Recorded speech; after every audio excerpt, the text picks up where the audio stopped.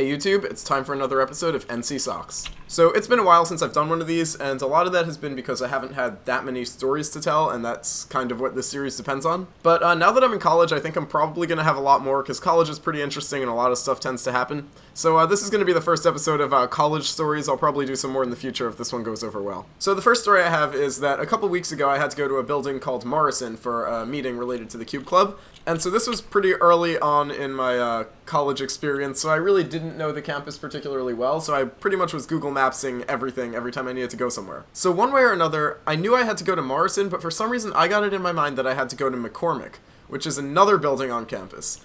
And so I put in McCormick on Google Maps, and I needed to be I thought I needed to be there at 5. So, I leave ample time to get there, and I get to McCormick at 4:57, and I'm like, this is great, I'm here, which room is it in? So I pulled out my phone, I opened up the email to check the room number, and the number itself was very familiar, but then I looked above the number, and I saw that it said Morrison, not McCormick. And that's when I freaked out a little bit. So after that, I went back outside the building, and I asked somebody nearby if they knew where Morrison was, because I had absolutely no idea at this point. She didn't actually know either, so she ended up just pulling out her phone and searching it on Google Maps, and she pointed me in the right direction. Turns out Morrison and McCormick were only about like a 1 minute or 2 minute walk away from each other, so I ran over to Morrison as fast as I possibly could, and I basically walked in the room as the clock turned to 5. Nothing quite like the feeling when you get there perfectly on time, and then you realize you got to the wrong place. Another thing that has to do with navigating campus that I found really scary is that there are a lot of people on bikes at Princeton, and I know this is probably really common at a lot of colleges too, and just a lot of cities in general, but I don't know, it's never really been something I had to deal with until now. And in general, the people on the bikes are fine, like, they ride their bikes and it's all good, but I am always super scared on the inside, like, I'm paranoid that some bike is just gonna come from behind and I'm not gonna know it's there, and it's just gonna hit me. And I think it's probably because I've never seen anything like that happen before that I don't even know what the physics of that sort of encounter would entail. Like, I'm not sure if the bike would, like, fly in the air and we would all fall to the ground or something like that. I don't know what would happen in that situation, which is probably part of why it makes it super scary for me. And I think the reason I became so paranoid of this is because so many times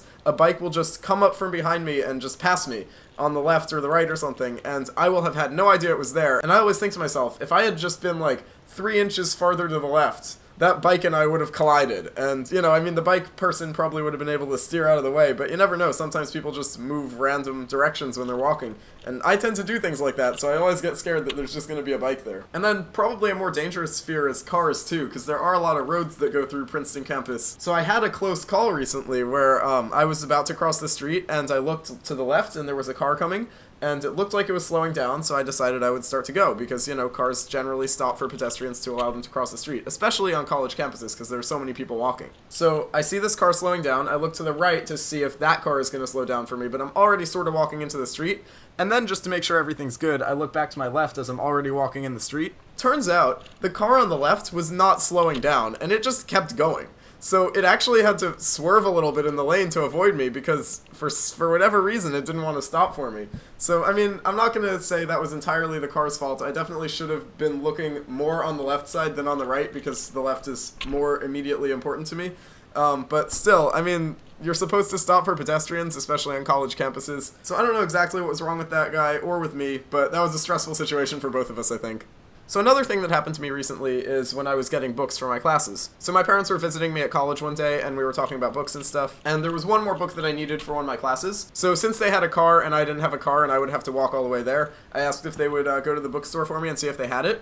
So they did that for me, and that was really nice of them, so thank you to them. But they didn't have the book in the store, so they placed an order, and then when the book came in, they would let me know in an email. So that was all well and good. I got the email about a week later that the book was in. So instantly, I go to the bookstore, I pick up the book, and then I leave.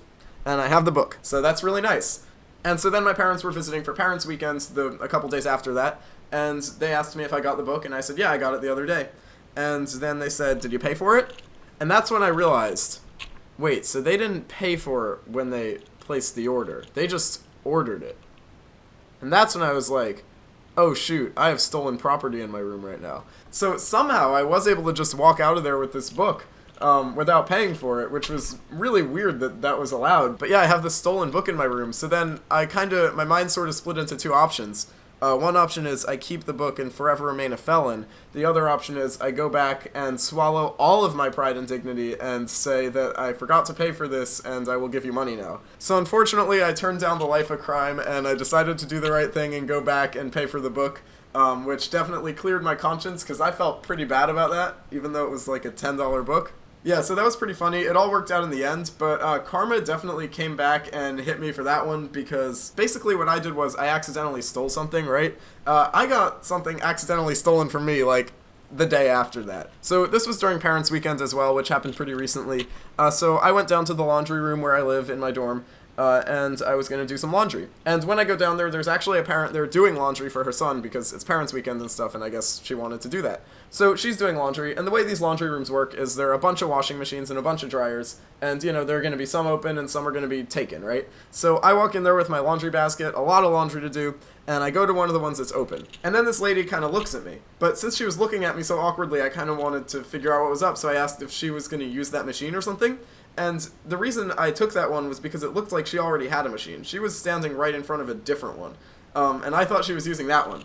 But apparently not. So then she said, yeah, I was going to use that one, so I move over to another machine, and it's all good, no conflict there or anything like that. Kind of a weird situation that she was attached to that laundry machine for some reason, but I'm not going to complain about that. So 30 minutes later, I go back down to move my stuff from my washing machine to a dryer.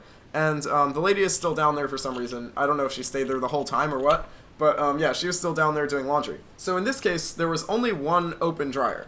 All the others were taken and were running. So I go to that dryer, I open up the door, just sort of like to reserve it, right? And then I go to my washing machine, I open that up, and then I take some clothes out of it, and then I start walking to the dryer. And as I get there, I see this same lady putting her clothes in that dryer that I literally just opened 3 seconds ago. So at this point, I'm standing there holding a pile of soaking wet clothes. And I'm like, what do I do now? And the lady doesn't really notice that anything's going on, so I just kind of stand there awkwardly for a solid 10-15 seconds, and then fortunately, perfect timing, somebody else comes down and they take their stuff out of one of the dryers that was done. And so I just used that one. But really, I thought it was pretty funny. Like, I was just standing there with these clothes, and I didn't really know what to do with them, because I opened this dryer for me, and then all of a sudden it's just taken. But yeah, so word to the wise, when you open a dryer, make sure that you guard that dryer with your life, because otherwise somebody is going to take it. In case you can't tell, I'm not actually annoyed at this lady or anything. I just thought it was a really funny situation that I wanted to share. But yeah, those are going to be all the college stories I have for this video. I hope you enjoyed. Make sure to let me know in the comments if you did, and maybe I'll do more in the future. But yeah, that's about it for this one. Thanks for watching, and I'll see you on my next video.